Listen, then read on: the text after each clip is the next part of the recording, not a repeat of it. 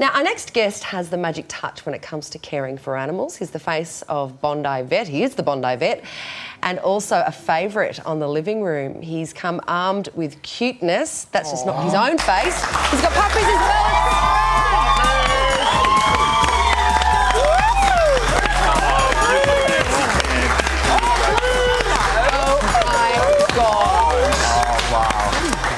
I got a puppy. How are you going? For all. Hello, dog. Oh, they're gorgeous. I am dying for a puppy. Wow. And, well, how's the puppy going to fit in with all the cats? I know you just can't wait to own, right? Yeah, I'm not a cat lover. What are these little... So these guys are from the Animal Welfare League. They're Kelpie cross Border Collie puppies who obviously need homes. They were dumped on someone's property, so they're a little bit lonely and looking for love. So oh, that's beautiful. Yeah, they're all Border Collie Kelpie crosses, apart from this little one here, which looks like she has Australian Shepherd in her. So it's actually possible for a litter of puppies to have more than one These are so cute that I'm going to go home and put my dog down so I can get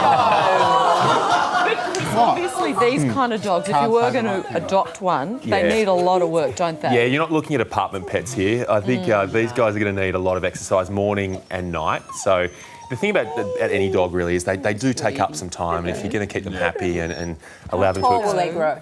I look about sort of, like a Kelpie size, yeah. Is this one like Red Dog? Just the same type of dog, but with a bit of Border Collie in there. So you're getting Border Collie's the most intelligent dog in the world. Yeah, that's been proven by IQ tests. I don't know if I want a dog that challenges me in the intellect department. It's a really interesting point. You actually sometimes intelligent dogs aren't all they're cracked up to be because they work out your routines. Like poodles, for example, can be really hard to look after. Oh, I like poodles. Because I know, because you just want to walk them and they're busy solving mathematical problems and stuff. The last dog I had beat me at Scrabble.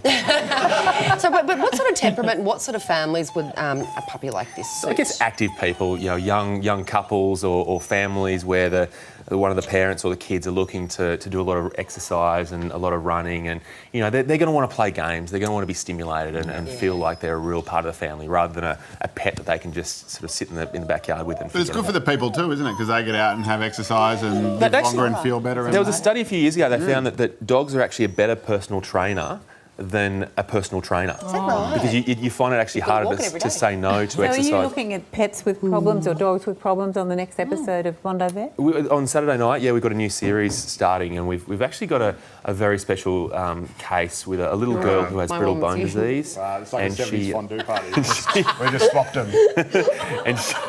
and she has a dog that has a problem with its mouth, and obviously this dog means the world to us, so we have to try to right the wrongs there. And also we have a kangaroo.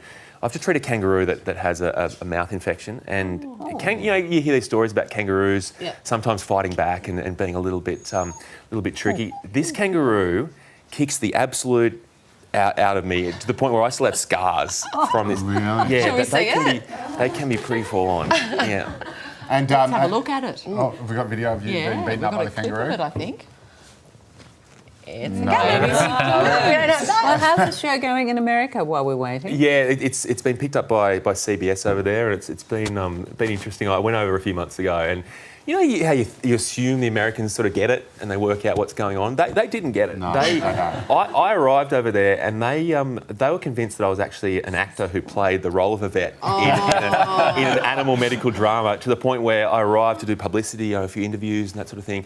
They'd written me into 2 episodes of The Bold and the Beautiful. I was meant to be playing a role opposite Brooke. Sort of riding in on a horse. I'm not really sure. But I had to do it though. No, I had to tell him, look, I'm not actually an actor. What I do is real. You could still act better than anyone on the board. I think that was their thinking. They'd sort of gone through all the acting world and realised it just didn't work for them. You could have got a Logie. A good-looking guy like you. But this is the problem. The problem is you are so handsome that no one believes you're a man. True, mate. The key is... It's hard to know what's cuter, Doc or puppies. No, we need to throw to this very quick clip. It's about a young girl and her very loyal dog. Have a look. I chose the Cavoodle because it was a small dog just like me, and it's a good brand. Daisy is much more than a family pet. Both Olivia and her mum have a rare condition called osteogenesis imperfecta, or brittle bones. Olivia had plaster on for about 9 months this year and spent a lot of that time in a wheelchair. It is difficult as a parent to see your child in hospital. She goes there every 2 months to have infusions to help her strengthen her bones, and you know, for a little girl to come home at the end of the day and know that she's got her little best furry friend waiting for her, it's a comforting thought for her. Oh, that is just gorgeous. Hey, we did hear about your show, but I just wanted to ask very quickly about the dolphin you orgy. Ending up in the middle of a dolphin orgy. Yeah.